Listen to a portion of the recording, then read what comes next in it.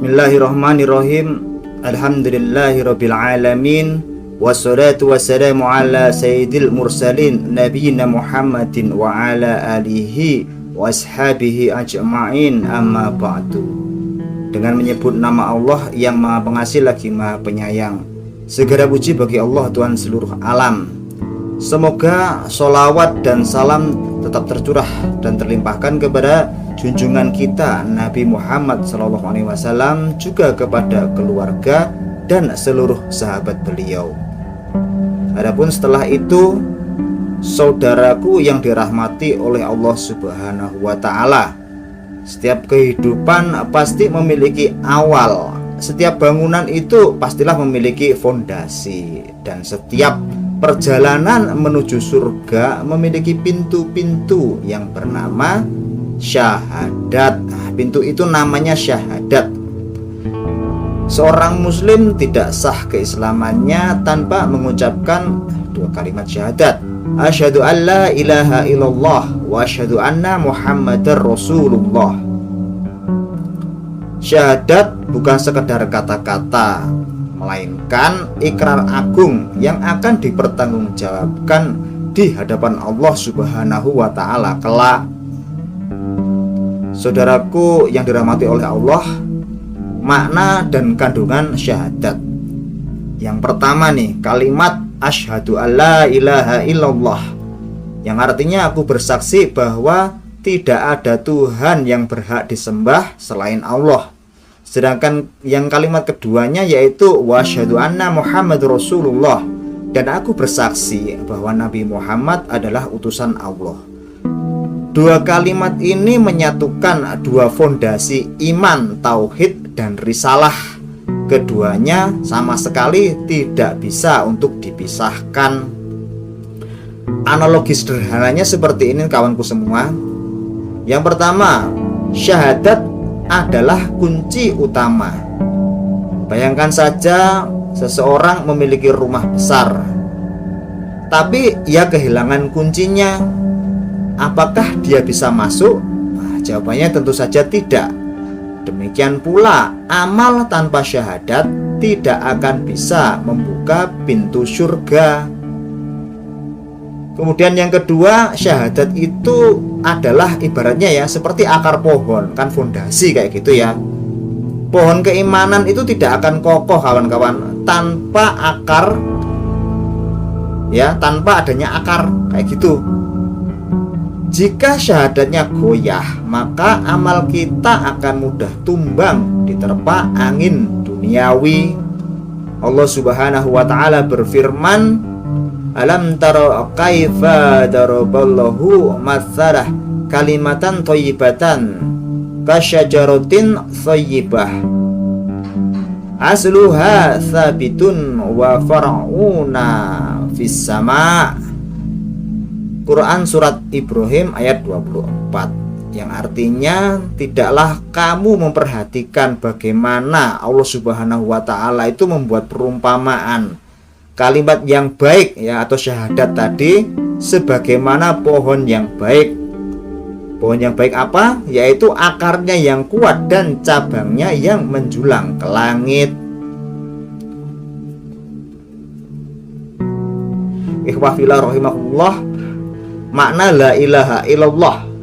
Nah, jadi kalimat ini adalah penolakan ya, penolakan total terhadap segala bentuk penyembahan selain hanya kepada Allah Subhanahu wa Ta'ala semata. Jadi kalimat ini membebaskan manusia dari penghambaan kepada dunia, uang, manusia, bahkan hawa nafsunya. Dalam Quran surat Muhammad ayat ke-19 ya, dikatakan bahwa fa'lam annahu la ilaha illallah, maka ketahuilah bahwa tidak ada Tuhan yang berhak disembah selain Allah. Juga dalam Quran surat Az-Zariyat ayat 56 dikatakan bahwasannya wa ma khalaqtul jinna wal insa illa liya'budu, dan tidaklah aku menciptakan jin dan manusia kecuali untuk beribadah kepadaku. Seperti itu kawanku semua. Kemudian selanjutnya adalah makna Muhammadur Rasulullah. Artinya kita itu tidak menerima, artinya ya bahwasanya kita itu menerima Nabi Muhammad adalah satu-satunya pembawa syariat terakhir dan seluruh ajarannya harus kita ikuti. Jadi mahabbatullah atau kecintaan kepada Allah itu harusnya dengan mengikuti sunnah Nabi, ittiba' sunatun Nabi, atau mengikuti ajaran Nabi itu sendiri, bukan ajaran-ajaran yang lain siapapun itu. Bahkan ajaran Habib salah, itu salah, sesat itu. Yang harus diikuti adalah ajaran Rasulullah SAW yang ada dalam hadisnya. Dalam Quran surat Al-Ahzab ayat 21 dikatakan, laqad kana lakum fi rasulillahi uswatun hasanah. Sesungguhnya telah ada pada diri Rasulullah itu adalah suri tauladan yang baik bagi kalian. Juga dalam Quran surat Ali Imran ayat 31 dikatakan, qul in kuntum tuhibbunallaha fattabi'uni yuhibbukumullah.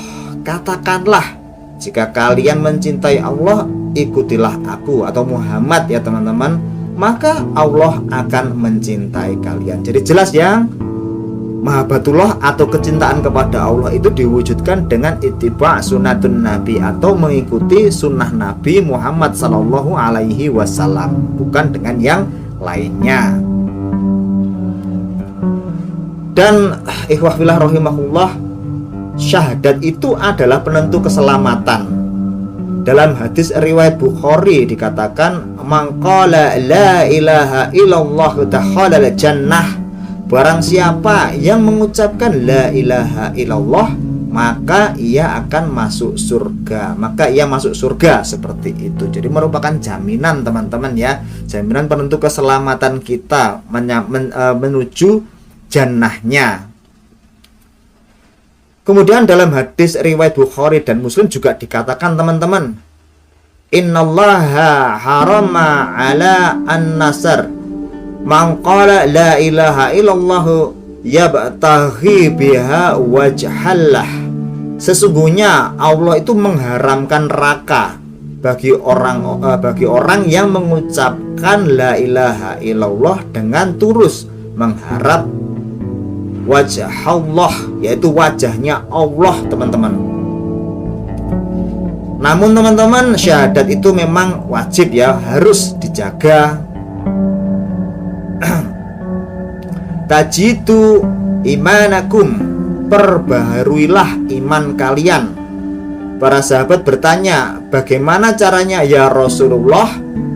Beliau menjawab, aksiru min qawi la ilaha illallah, perbanyaklah mengucapkan kalimat la ilaha illallah. Ini bisa kita lihat dalam hadis riwayat Ahmad.